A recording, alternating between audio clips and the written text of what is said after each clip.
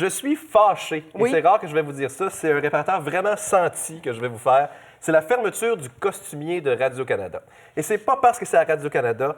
C'est le costumier le plus important en Amérique du Nord. Qu'est-ce que c'est, ce costumier-là? C'est là que vos émissions préférées vont s'approvisionner en costumes. Donc, vous aimez Les Appendices, c'est là qu'ils vont chercher leurs costumes. Vous aimez Nouvelle Adresse, c'est là qu'ils vont chercher ses costumes. Vous aimez l'Auberge du Chien Noir, c'est là qu'on va chercher les costumes. Vous voulez jouer des gens du 19e siècle? Il y a des costumes du 19e siècle. Vous voulez jouer des extraterrestres? Vous avez tout ça là. Il y a deux choses qui me fâchent dans cette histoire-là. Première chose, c'est rentable, cette affaire-là. On payait 2 personnes pour s'occuper de ces milliers de costumes-là.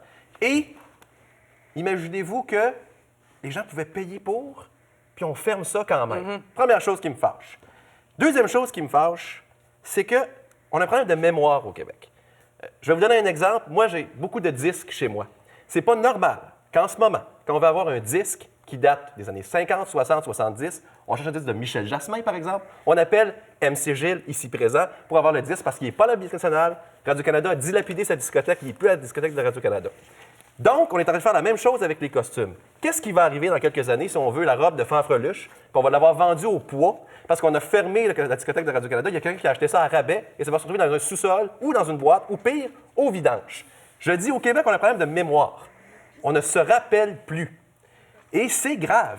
Si on oublie ce qu'on est, donc tout votre passé, ce que vous vous rappelez, votre enfance, on peut dilapider ça. Non, c'est pas quelque chose d'élitiste, c'est pas notre travail seulement, c'est votre histoire, c'est votre télévision. On est une émission qui parle de télévision ici.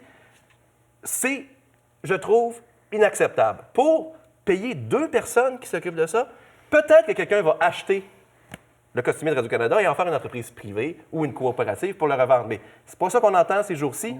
J'espère que Radio-Canada va reculer sur cette décision-là parce que ça n'a pas de bon sens. Et c'est pas seulement pour Radio-Canada. TVA vient louer des costumes Tout le monde ici. s'approvisionne. Ouais. V vient ici. Et même vous, et les gens qui faisaient des pièces de théâtre de s'approvisionner ici, vous pouviez, on ne vous l'a pas dit souvent, malheureusement, c'est peut-être pour ça que ça ferme, que vous pouviez venir à Radio-Canada pour louer des costumes. Je Donc, suis terriblement j'espère que ça va rester ouvert. J'espère qu'on va changer d'idée. Et on peut couper ailleurs. Je peux pas croire. Puis si on est rendu là à éliminer notre mémoire, on est une société qui a beaucoup de problèmes. Je suis rarement fâché. Je suis excessivement fâché. Et la réplique de Radio-Canada qui est sortie aujourd'hui, parce qu'on a appris cette nouvelle-là hier, c'est que tout n'est pas patrimonial dans ce costumier, que les costumes qui le sont se retrouveront dans des musées.